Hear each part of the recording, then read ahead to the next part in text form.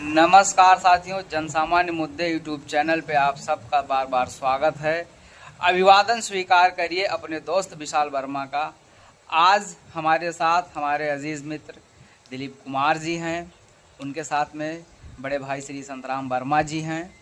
आइए आज हम जनसामान्य का सबसे चर्चित मुद्दे आरक्षण और छत्रपति साहू जी महाराज बड़ोदरा नरेश कोल्हापुर रियासत के छत्रपति के 150वीं पुण्य जन्म तिथि पर इकट्ठा हुए हैं। कुछ चर्चा पर चर्चा करना चाहते हैं और आप सबको 150वीं जन्म जयंती की बहुत बहुत बधाई।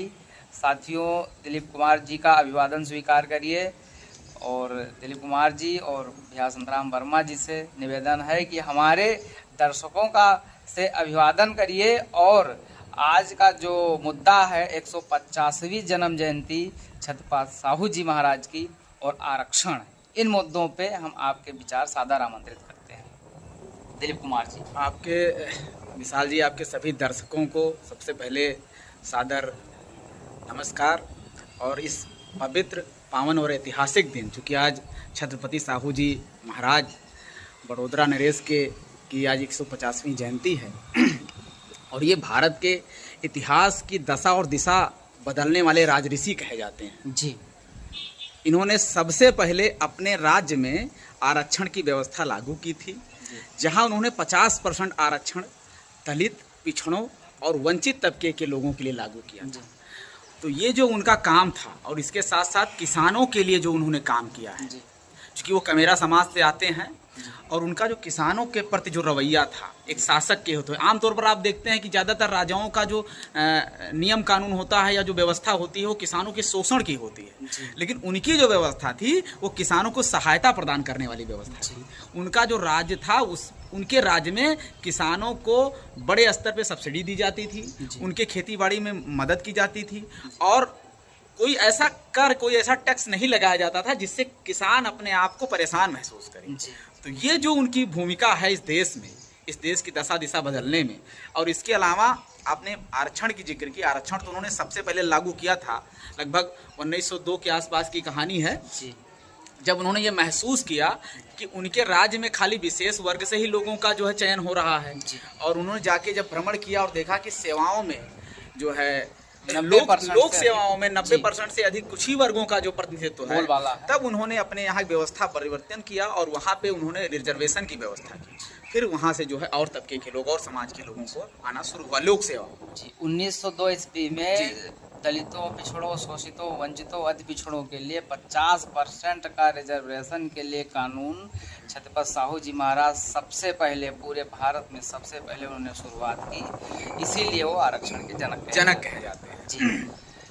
आमतौर पर रिजर्वेशन की व्यवस्था संविधान में है, लेकिन इसकी शुरुआत उन्होंने की थी जब संविधान का कहीं कोई नामो निशान नहीं था। गौरव तलब है कि हमको आज़ादी 1947 में मिली और हमारा संविधान जो है वो 1950 में अस्तित्व में आया, स्वीकार किया।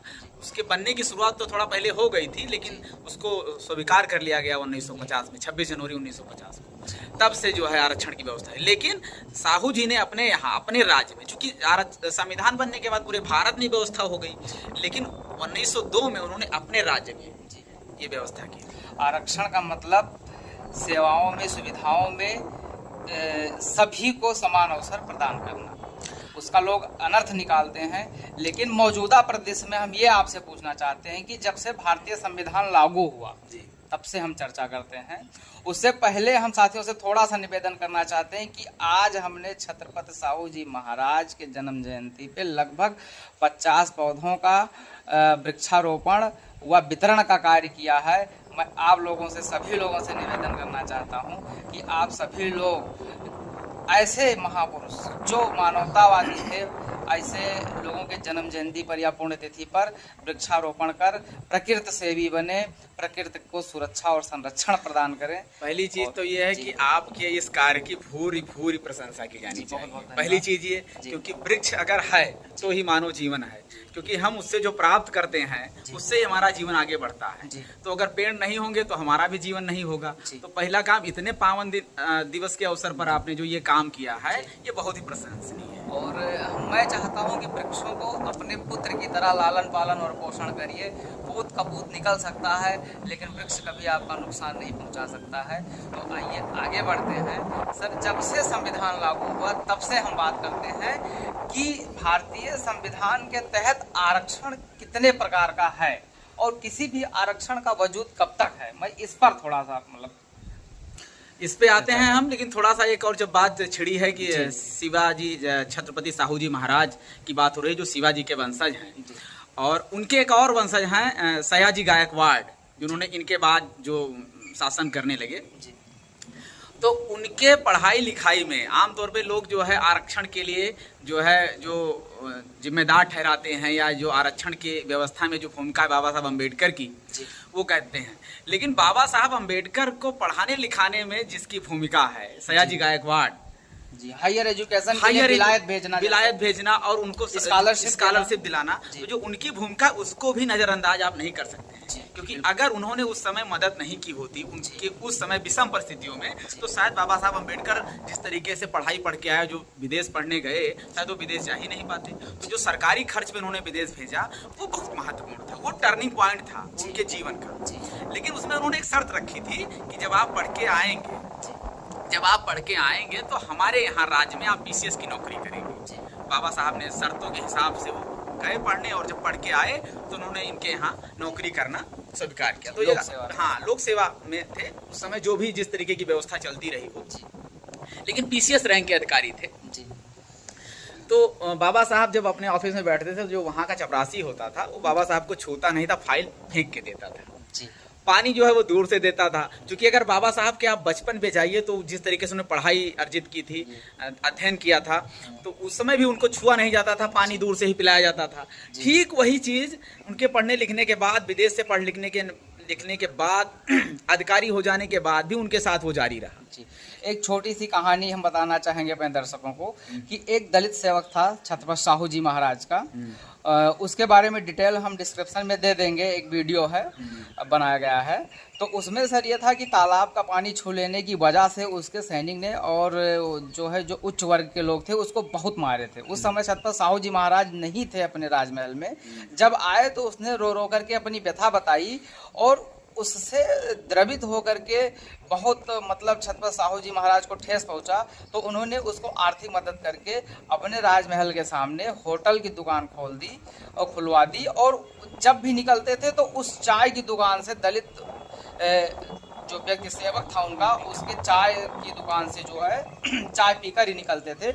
और जिस सैनिक ने उनको मारा था उसको घोड़े के चाबुक से पीट कर और सेवा से निकाल दिया था।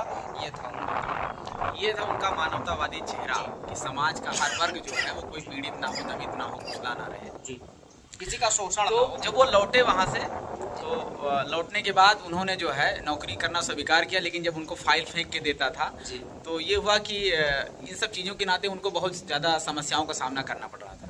कमरा भी ढूंढने जाते तो कहीं भी कमरा उनको नहीं मिलता था, जैसे वो अपनी जात बताते कमरा नहीं मिलता था। एक दिन क्या हुआ कि वो कमरा ढूंढते ढूंढते एक पारसी के यहाँ गए कमरा ढूंढने। उन्होंने जात भी नहीं पूछी पारसी ने और उन्होंने बताया भी नहीं।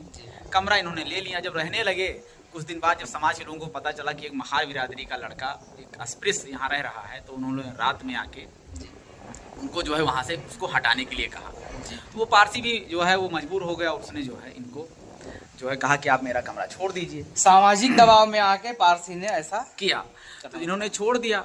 और रात को इनको अपना सामान, उस समय 23 सितंबर 1917 की जो है ये घटना है।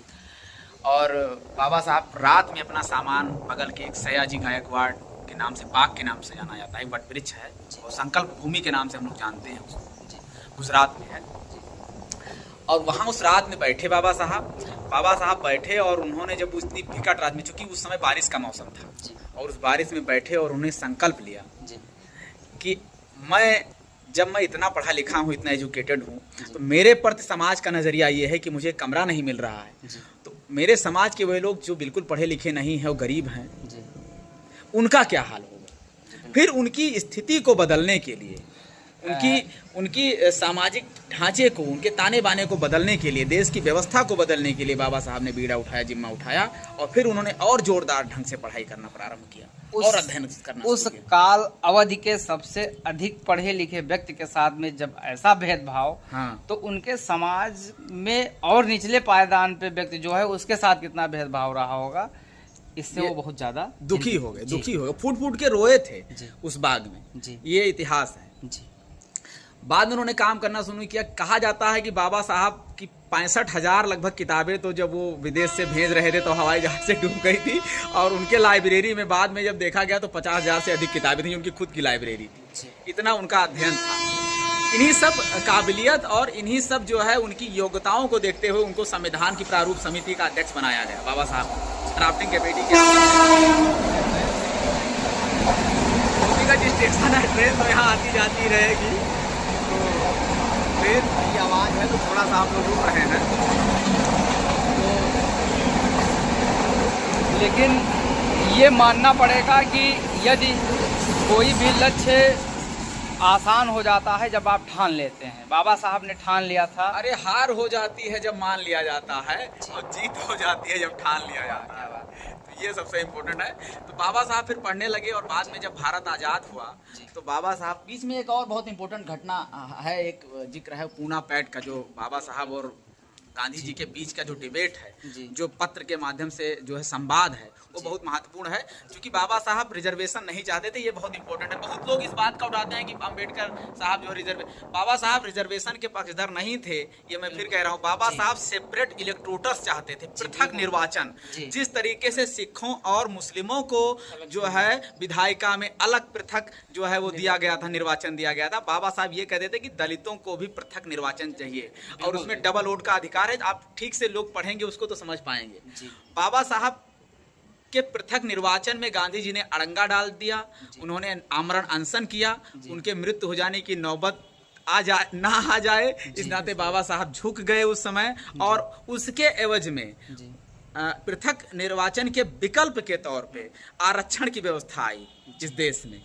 ये तो हाँ, जो लोग भ्रम में है कि बाबा साहब पृथक निर्वाचन चाहते थे, आरक्षण नहीं चाहते थे, आरक्षण उसके विकल्प के तौर पे आया है। विकल्प, हाँ, जैसे मान लीजिए पूरा आसमां आपका हो, एक तारा तोड़ के आपको दे दिया जाए, बस यही हुआ। ऐसी स्थिति थी। जो आज कह रहे हैं आरक्षण पे उंगली उठा रहे हैं, उनको ये चीजें समझना चाहिए। हाँ, तो कम अध्ययन, क्योंकि कम जो ज्ञान होता है वो बहुत आत्मघाती होता है। तो जब लोग ठीक से नहीं पढ़ते हैं तब जो है वो फेसबुक पे जो ज्ञान बघाड़ने वाली बात होती है, वो आधा अधूरा सत्य जो है वो फैलाते हैं, तो वो लोगों को तो भ्रमित करता ही है। जैसे अभी अक्सर हम लोग देखते हैं कि लोग कहते हैं आर्थिक आधार पे आरक्षण बहुत आता है कि यार जो गरीब है उसको आरक्षण। भाई जो गरीब है उसी को तो आरक्षण मिल रहा है। अभी आप कह रहे थे कि आरक्षण कितने प्रकार का है, इस पे आप नजर डालें तो अगर हम सेंट्रल की सूची देखें, राज्यों की तो स्थिति अलग अलग है, हर राज्य की स्थिति अलग है, लेकिन जो सेंट्रल की जो है केंद्र का जो आरक्षण है, केंद्रीय सरकार जो देती है, उसमें सबसे ज्यादा आरक्षण पिछड़े वर्ग के लिए 27% है। सबसे ज्यादा उसमें 27% में क्रीमी लेयर और नॉन क्रीमी लेयर की व्यवस्था है ना। क्रीमी कि जो गरीब है पिछड़े में, अब उसकी सीमा का निर्धारण भाई सरकार करेगी, वो 8 लाख करती है कि 12 लाख करती है, वो सरकार की जिम्मेदारी है। ये गौरतलब होना चाहिए कि आर्थिक आधार पे भी 10% आरक्षण दे दिया गया है। हाँ। और उनमें जो क्रीमी लेयर एजा क्रीमी लेयर ही मान लीजिए, उनकी न्यूनतम आय 8 लाख रुपए रखी गई है, और जबकि ओबीसी क्रीमी लेयर की 6 लाख रुपए है। नहीं, ये मैं कह रहा हूँ, ये चीजें, ये पावर सरकार के हाथ में है। सरकार चाहे तो 50 लाख की व्यवस्था कर दे, उसमें आप क्या कर सकते हैं। तो जो भी सरकार नियम उसमें लाएगी, उसमें सबको फॉलो करना है, सबको मानना पड़ेगा। लेकिन मैं ये कहता हूँ कि जो ओबीसी का आरक्षण है 27%, वो आर्थिक आधार पर ही है, जिन लोग को नहीं, क्योंकि उसमें जिसकी भी आय अधिक होगी, जो क्राइटेरिया, हाँ, जो क्रीमी लेयर है वो नहीं पाएगा रिजर्वेशन। जिस भी ओबीसी वर्ग का लड़का जिसका बाप जो है वो क्लास A की नौकरी कर रहा है, उसके बच्चे को रिजर्वेशन नहीं मिल रहा है। कहाँ मिल रहा है भाई? जी बिल्कुल। दूसरी चीज, आप अभी जो EWS आया है, इकोनॉमिकली वीकर सेक्शन, अर्थात आर्थिक रूप से कमजोर सवर्ण, जी। उसका जो आया है रिजर्वेशन 10%, अभी 2 साल पहले जो सरकार ने पास किया है, लागू किया है, वो भी तो आर्थिक आधार पे है। जी बिल्कुल। अब आर्थिक आधार पे सिर्फ एक आरक्षण नहीं है, SC/ST का जो आरक्षण है वो जाति के आधार पे है। लेकिन उसमें भी चीजें चल रही हैं, संसद में बात चल रही है, भविष्य में कुछ भी हो सकता है, हो भी सकता है, नहीं भी हो सकता है, जब सरकार को लगेगा कि नहीं हमें इसकी रिक्वायरमेंट है, इसकी आवश्यकता है। लेकिन अभी सरकार ये देख रही है कि जो SC/ST की सीटें हैं सरकारी नौकरियों की, वो भर ही नहीं रही हैं, वो बैकलॉग में चली जा रही हैं, तो कहाँ से वो क्रीमी लेयर ले आएगी? अगर ये ऐसी कोई स्थिति उत्पन्न होगी कि जब पदों से अधिक अभ्यर्थी आने लगेंगे, तो जाहिर सी बात है यहाँ भी क्रीमी लेयर आएगा, उसमें कोई दो राय नहीं है। अच्छा, जो एक भ्रम ये बनाया जा रहा है कि 10 साल की आरक्षण, तो राजनीतिक आरक्षण और सेवाओं में आरक्षण, ये क्या? ये बहुत इंपॉर्टेंट है जी। ज्यादातर आप लोगों को देखते होंगे कि बाबा साहब ने कहा था कि आरक्षण 10 साल के लिए होना चाहिए, ये बहुत बड़ा भ्रम है। जी। आरक्षण जो 10 साल के लिए बात की गई थी, वो जो राजनीतिक आरक्षण है, जो सांसद और विधायक लोग बनते हैं, आज भी आप देखिए कि हर 10 साल में जो भी सरकार होती है उस रिजर्वेशन को बढ़ा देती है। जी। लेकिन कभी आपने सुना होगा कि सेवा में, शिक्षा में और प्रमोशन में जो और 3 प्रकार के आरक्षण, इनको कभी बढ़ाने की नौबत आई? जी नहीं। ये तो अस्थाई है भाई, ये अस्थाई तौर पे है, और वो जो है उसको हर 10 साल में बढ़ाना पड़ता है। जब तक जातियां हैं, हाँ, तब तक जातिगत आरक्षण है, उसमें किसी को किसी प्रकार का द्वेष नहीं होना चाहिए। और अब तो हम आरक्षण मांग ही नहीं रहे हैं, और अब तो आरक्षण चाहिए ही नहीं। अब तो सीधा सा मुद्दा है कि जाति गिन लो और जाति के आधार पर सेवाओं और सुविधाओं में अरे हमको जन सहभागिता दे दो। 52% को 27% और 10% को 10% और 21% को 21%, ये कहाँ का न्याय है? 52% को भी 52% मिलना ही मिलना चाहिए। या फिर आप जितना भी कैटेगराइज करना चाहते हैं कर लीजिए, जिस तरीके से आप जन सहभागिता सुनिश्चित करना चाहते हैं कर लीजिए, लेकिन जातियां गिनना अब निहायत ही नितांत आवश्यक हो चुका है, और उस आधार पर जन सहभागिता देना चाहिए और आरक्षण शब्दावली को भी बदलना चाहिए। ये आज के मौजूदा परिदृश्य का मांग है और यही हमको न्यायोचित लगता है। आप लोगों को क्या लगता है? कमेंट जरूर करें। आगे जो भी विचार हो, आप दोनों लोगों से निवेदन है कि थोड़ा सा, जी बड़े भैया संतराम जी कुछ अपना विचार रखेंगे। आप सभी लोगों को आज छत्रपति साहू जी महाराज की 150वीं जयंती पर बहुत बहुत बधाई एवं शुभकामनाएं। जैसा कि आज छोटे भाई ने बहुत अच्छा पुनीत कार्य किया, वृक्षारोपण का कार्यक्रम, कई मित्रों को वृक्ष वितरित किया गया, लेकिन मैं उससे वंचित रह गया कुछ कारणवश। मुझे बहुत दुख हुआ इस बात का। नहीं, मैंने गलती की, मैंने आपको सूचित नहीं किया, शिकायत भी की जी हमने इस बारे में। जी। अब बात आती है कि जैसे आरक्षण का लोग विरोध करते हैं, आरक्षण आया क्यों, इसकी ज़रूरत क्यों पड़ी, इस पे भी हमें थोड़ा बहुत समझना चाहिए। जो लोग क्या नाम है, देखिए आप फेसबुक पे या कहीं पे देखिए, लोग आरक्षण का विरोध करते हैं, आरक्षण खत्म होना चाहिए। आप ये क्यों नहीं कहते कि जातियाँ खत्म होनी चाहिए? जिस दिन जात खत्म हो जाएगी उस दिन आरक्षण अपने आप खत्म हो जाएगा, सारा विरोध उसी दिन खत्म हो गया। हमने देखा है इस पे अवध ओझा सर एक बहुत ही हाँ। जाने माने जो है टीचर हैं, IAS की प्रिपरेशन कराते हैं, जी। उनका कुछ स्टेटमेंट है वो हम सुनना चाहते हैं। वो उन्होंने एक बहुत अच्छा स्टेटमेंट दिया कि क्या नाम है कि वो जब क्या कहते हैं कि आरक्षण के बारे में इस समाज का उच्च वर्ग क्या हुआ जी। एक दिन की कोई क्लास ले रहे थे या किसी इंटरव्यू में गए थे, तो वहाँ पे एक लड़की ने उनसे सवाल किया कि सर आरक्षण क्यों, जब सभी लोग समान रूप से जो है पढ़ते लिखते हैं समान स्कूल में, तो आरक्षण क्यों? तो उसी दौरान उनका तो काफी लंबा चौड़ा बखान था उस पर, लेकिन एक इम्पोर्टेंट बात उन्होंने कही थी कि जिस दिन जाति के खिलाफ जो है सवर्ण तबका आके जो है विरोध खड़ा हो जाएगा, उस दिन आरक्षण अपने आप खत्म हो जाएगा, या SC/ST वर्ग जो है स्वयं उस आरक्षण के खिलाफ खड़ा हो जाएगा। ये मेरे शब्द नहीं है, ये अवध ओझा सर जो कि टॉप क्लास के टीचर हैं, तो उनके शब्द हैं। अब रही ये बात आरक्षण का, लोग आज जिस तरीके से विरोध कर रहे हैं, आप विरोध करके कुछ नहीं कर सकते। जितना भी जिस चीज़ का आप विरोध करेंगे उतना ही ऊपर जाएगा। जितना आप विरोध करेंगे लोग उसके प्रति ज़्यादा लालायित होंगे, सोचेंगे इसमें है क्या, इतना विरोध हो रहा है, इसका इसमें कुछ विशेष है। ये बहुत इंपॉर्टेंट आपने बात कही, क्योंकि पिछले दिनों आप देखिए तो आरक्षण का जो विरोध का जो एक एक लहर थी, उसमें भारी कमी आई है। जी। तमाम लोगों ने जो है वो छोड़ दिया है, उनको पता है, क्योंकि अभी पिछले चुनाव में देखिए, जो पिछला चुनाव लड़ा गया 2024 का लोकसभा निर्वाचन, उसमें जो मुद्दे रहे हैं वो जातिगत जनगणना, आरक्षण, संविधान, यही मुद्दा रहा है। और आप रिजल्ट देखिए कितना बेहतरीन आया है, कितना रोचक रिजल्ट आया है कि इस बार सरकार भी मजबूत है और विपक्ष भी मजबूत है ना। लेकिन सवाल ये है कि कोई भी सरकार, बहुत अच्छा, सबसे इम्पोर्टेंट है कि कोई भी सरकार या कोई भी दल इस समय इस स्थिति में नहीं है कि वो आरक्षण के खिलाफ संसद में बोल पाए। जी बिल्कुल। और जब कोई दल बोले तब तो इम्पोर्टेंट है, सामान्य व्यक्ति के बोलने से क्या है, कोई सांसद जो चुना हुआ, जिसके बोलने से कुछ चीजें प्रभावित होती हैं, कोई विधायक जिसके बोलने से चीजें प्रभावित होती हैं, वो बोले तब तो समझ में आता है। वो व्यक्ति जिसके पास कोई अधिकार ही नहीं है, एक सामान्य नागरिक है, उसके बोलने से क्या होगा?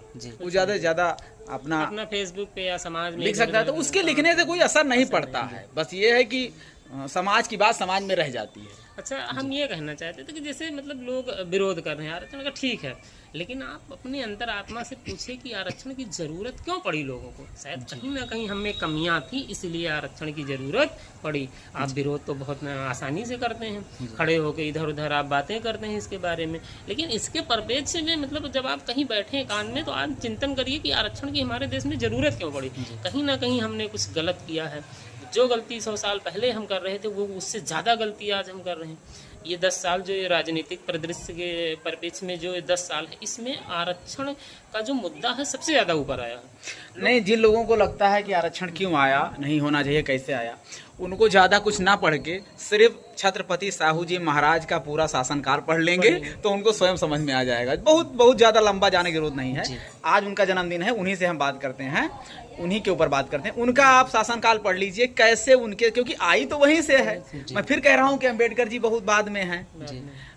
छत्रपति साहू जी महाराज ने 1902 में आरक्षण की व्यवस्था अपने शासन व्यवस्था में की थी, तो सबसे पहले उन्होंने क्यों किया था, ये भी सोचने के लिए भी बस उसी के बाद में जितने भी अधिनियम आए हैं, हाँ, ब्रिटिश रूलर के द्वारा जितने भी अधिनियम आए हैं, वहाँ पे भी रिजर्वेशन की झलकियाँ दिखाई देनी पड़ गई हैं, लेकिन शुरुआत छत्रपति साहू जी महाराज ने ही किया 1902 में। जी, ये बात विचार ये भी है कि लोग क्या नाम है कि अभी ये भी कह रहे हैं कि क्या नाम है, अम्बेडकर ने सिर्फ दलितों के लिए या मतलब किसी विशेष वर्ग के लिए आरक्षण का जी नहीं, महिलाओं के लिए काम किया, मजदूरों के लिए काम किया, आरबीआई की स्थापना की, संविधान की रचना की। वो अपने आप में एक युग है।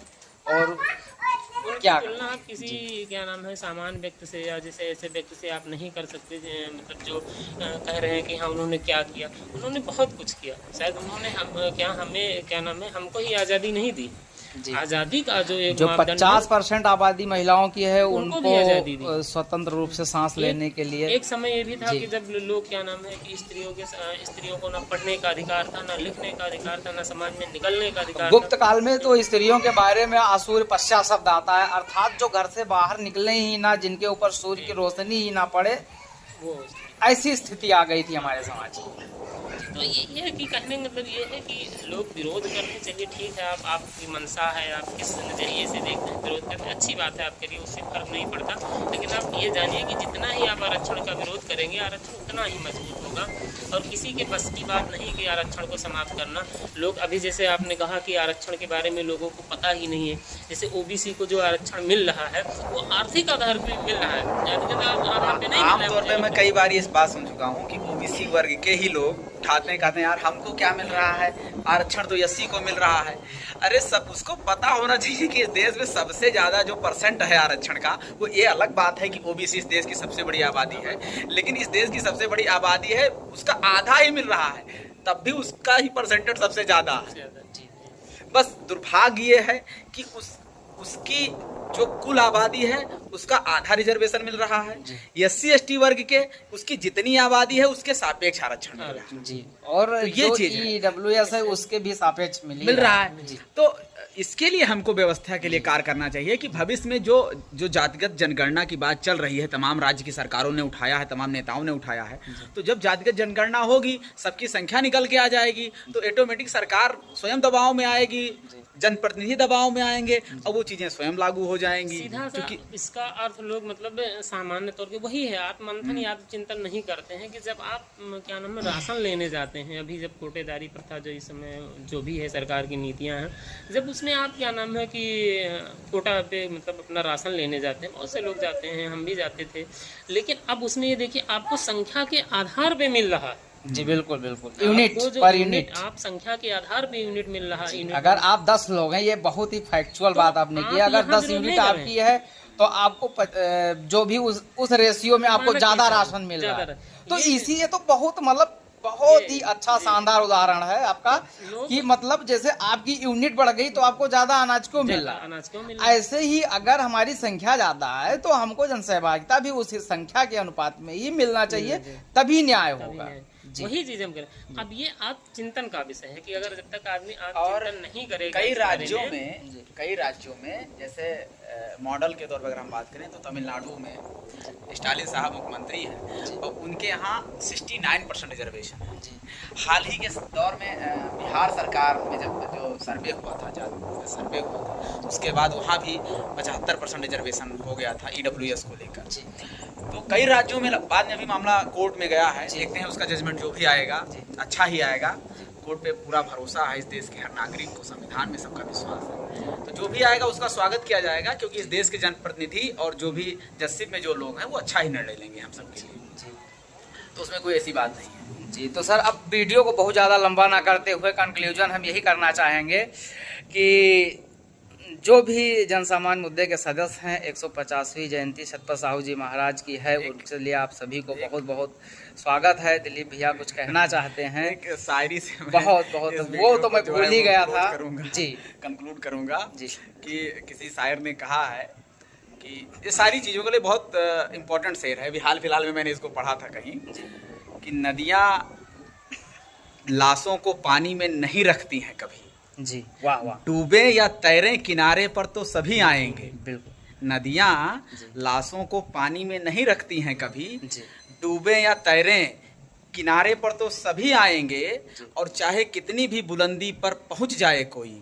आसमानों से उतारे तो सभी जाएंगे। वाह, आसमानों से उतारे तो सभी जाएंगे। बहुत खूब सर। जय हिंद, जय भारत, जय संविधान, जय लोकतंत्र। एक